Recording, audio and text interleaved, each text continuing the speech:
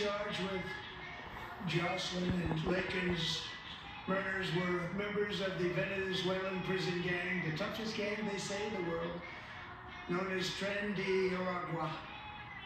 2 weeks ago, I officially designated this gang, along with MS-13 and the bloodthirsty Mexican drug cartels, as foreign terrorist organizations.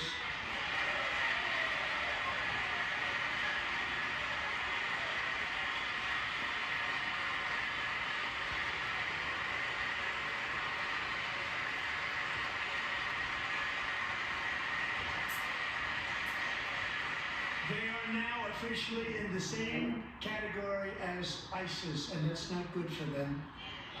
Countless thousands of these terrorists were welcomed into the U.S. by the Biden administration. But now every last one will be rounded up and forcibly removed from our country, or, if they're too dangerous, put in jails, standing trial in this country, because we don't want them to come back ever. With us this evening is a warrior on the front lines of that battle, Border Patrol Agent Roberto Ortiz. Great guy.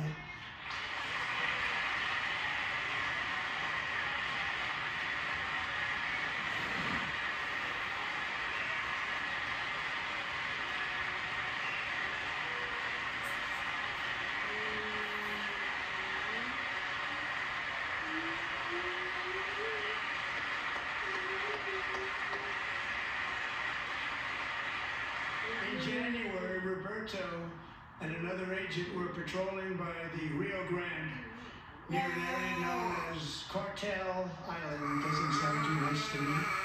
When heavily armed gunmen started shooting at them, Roberto saw that his partner was totally exposed to great danger, and he led into action, returning fire and providing crucial seconds for his fellow agent to seek safety, just barely. I have some of the prints of that event, and it was not good. Agent Ortiz, we salute you for your great courage and for your line of fire that you took, and for the bravery that you showed. We honor you, and we will always honor you. Thank you, Roberto, very much.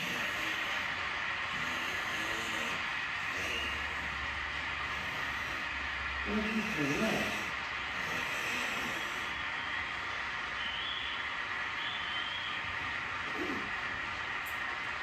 you, Roberto. And I actually got to know him on my many calls to the border. He's a great gentleman. The territory to the immediate south of our border is now dominated entirely by criminal cartels that murder, rape, torture, and exercise total control. They have total control over a whole nation, posing a grave threat to our national security. The cartels are waging war in America, and it's time for America to wage war on the cartels, which we are doing.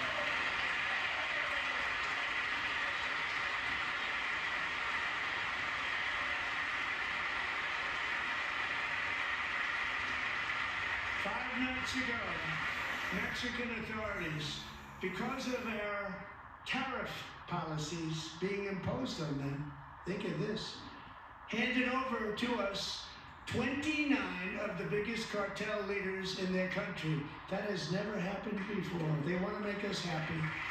First time ever.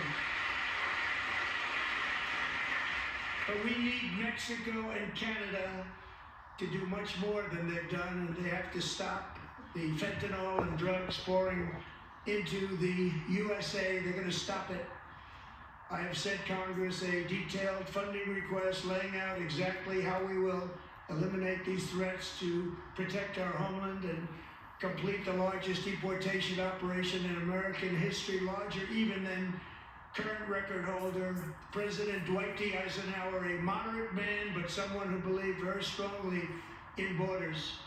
Americans expect Congress to send me this funding without delay so I can sign it into law. So, Mr. Speaker, John Thune, both of you, I hope you're going to be able to do that, Mr. Speaker. Thank you. Mr. Leader, thank you. Thank you very much. And let's get it to me. I'll sign it so fast, you won't even believe it.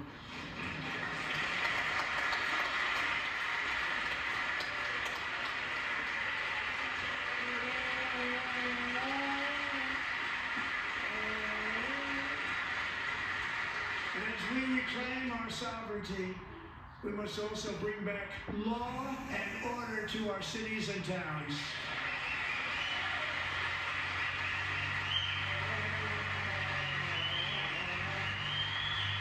In recent years, our justice system has been turned upside down by radical left lunatics. Many jurisdictions virtually ceased enforcing the law against dangerous repeat offenders while weaponizing law enforcement against political opponents like me. My administration has acted swiftly and decisively to restore fair, equal, and impartial justice under the constitutional rule of law, starting at the FBI and the DOJ. Pam, good luck. Cash, wherever you may be, good luck. Good luck. Pam Bondi, good luck. It's all important. Going to do a great job. Cash, thank you.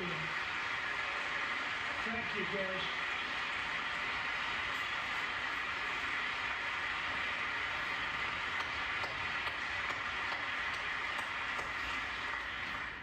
They've already started very strong. They're going to do a fantastic job. You're going to be very proud of them. We're also once again giving our police officers the support, protection, and respect they so dearly deserve. They have to get it. They have such a hard, dangerous job, but we're going to make it less dangerous. The problem is the bad guys don't respect the law, but they're starting to respect it, and they soon will respect it. This also includes our great fire departments throughout the country. Our firemen and women are unbelievable people, and I will never forget them. And besides that, they voted for me in record numbers, so I have no choice.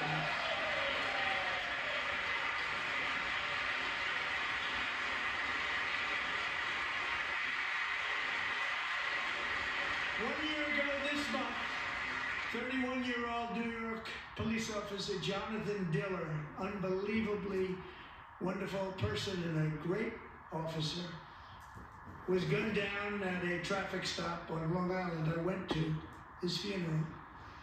The vicious criminal charged with his murder had 21 prior arrests, and they were rough arrests. He was a real bad one. The thug in the seat next to him had 14 prior arrests and went by the name of Killer. He was Killer. He killed other people, they say, a lot of them.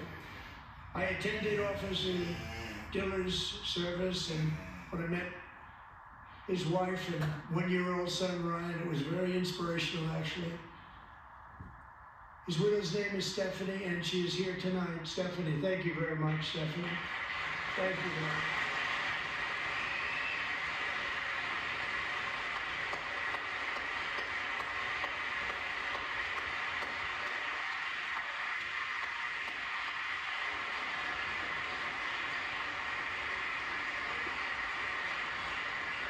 Stephanie, we're going to make sure that Ryan knows his dad was a true hero, New York's finest, and we're going to get these cold-blooded killers and repeat offenders off our streets, and we're going to do it fast.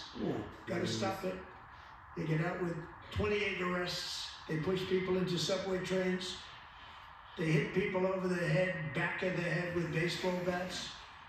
We got to get them out of here. I've already signed an executive order requiring a mandatory death penalty for anyone who murders a police officer, and tonight I'm asking Congress to pass that policy into permanent law.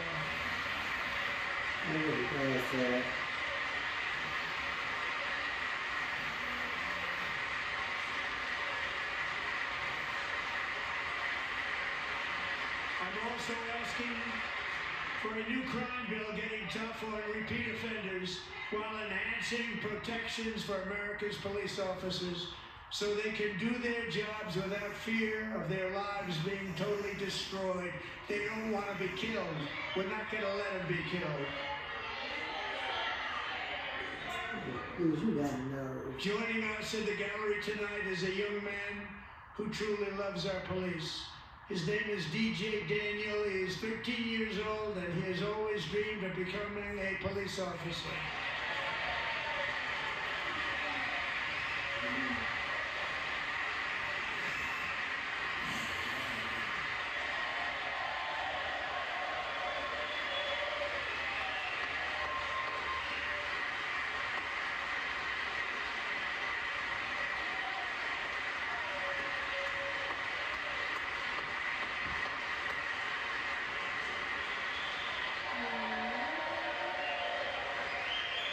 Damn.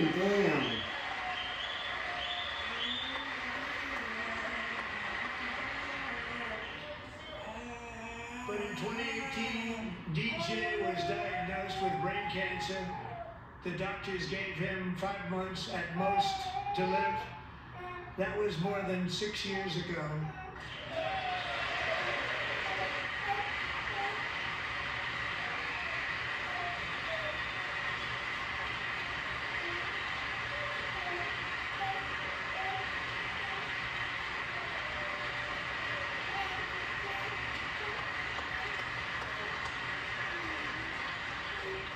Since that time, DJ and his dad have been on a quest to make his dream come true, and DJ has been sworn in as an honorary law enforcement officer actually a number of times. The police love him, the police departments love him, and tonight, DJ, we're going to do you the biggest honor of them all.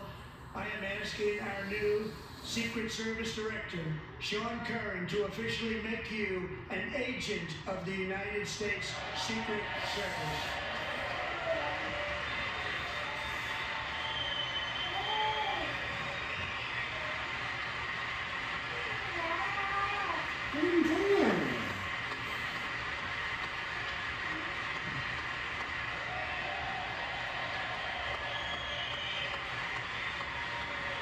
That's cool.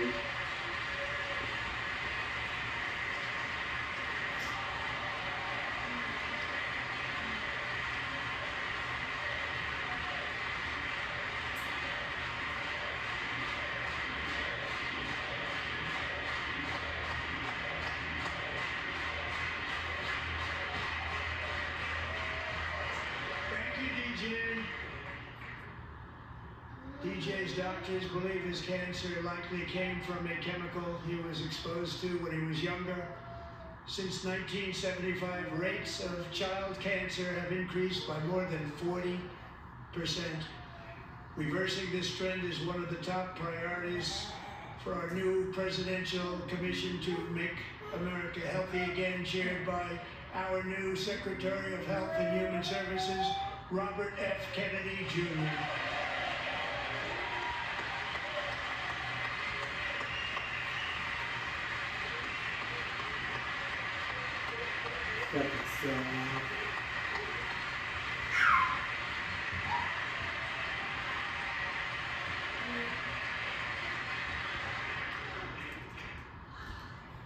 With the name Kennedy, everybody over here would have been cheering. How quickly they forget.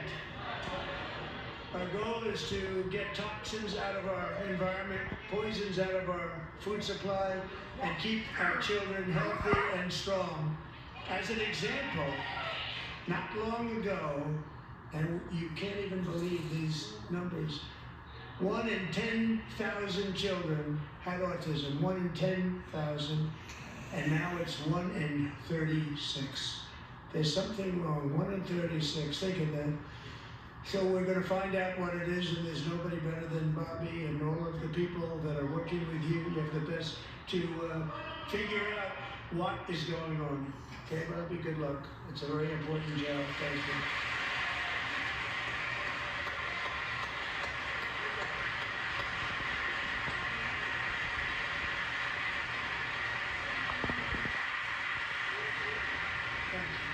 My administration is also working to protect our children from toxic ideologies in our schools.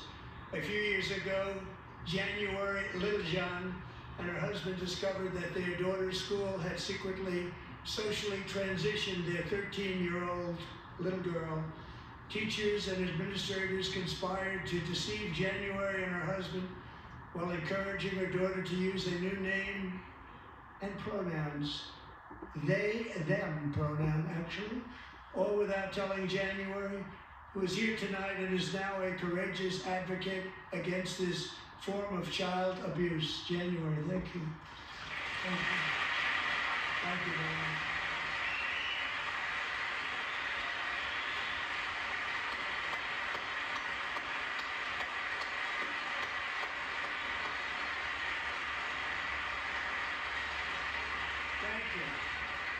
Stories like this are why, shortly after taking office, I signed an executive order banning public schools from indoctrinating our children with transgender ideology.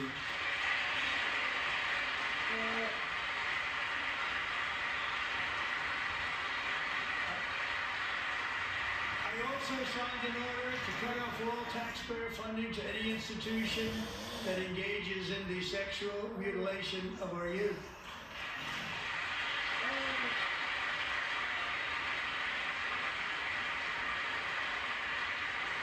And now I want Congress to pass a bill permanently banning and criminalizing sex changes on children and forever ending the lie that any child is trapped in the wrong body.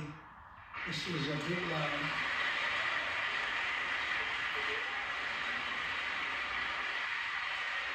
And our message to every child in America is that you are perfect exactly the way God made you.